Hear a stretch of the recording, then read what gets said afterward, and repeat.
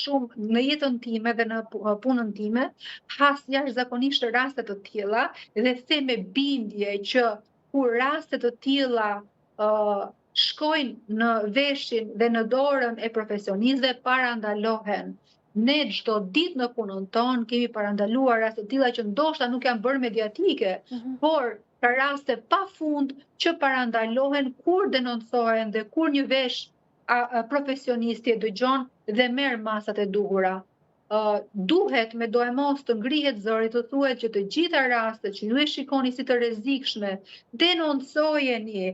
Asnjëherë nuk dihet si mund të përfundojë një situatë, asnjëherë nuk dihet se si eskalon dhuna deri në këtë rast që ishte alarmante për mua që në fillim kur kishte filluar, që në gjenezë.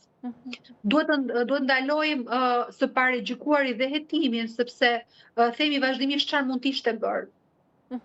Çdo kërcënim, çdo përndjekje apo çdo shkelje e kufive duhet marrë seriozisht nga vetë ne në radhë të parë dhe pastaj të shkojmë dhe ta denoncojmë tek organet përkatëse.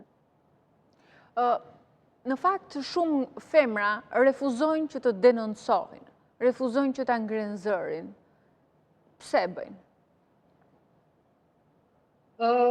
Duke qenë se pasojat janë shumë të rënda në syrin e femrave për shoqërinë, tentojnë që të heshtin. Dhe heshtja ka një kosto shumë të madhe.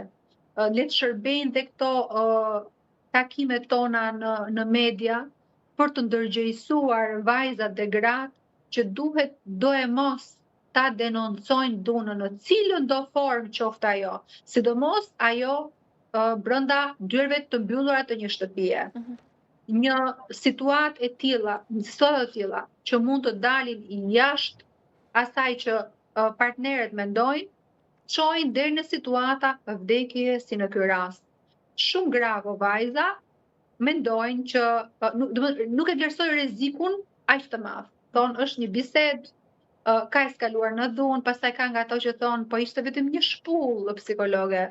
Mos jini dakord as me këtë. Absolutisht, asnjë lloj dhune nuk pranohet. Asnjë lloj. Sot ti pranove një shpullë ashtu si thua ti apo një goditje. Nesër i ke dhënë një mesazh që ti e duron, këtë mund durosh edhe më shumë.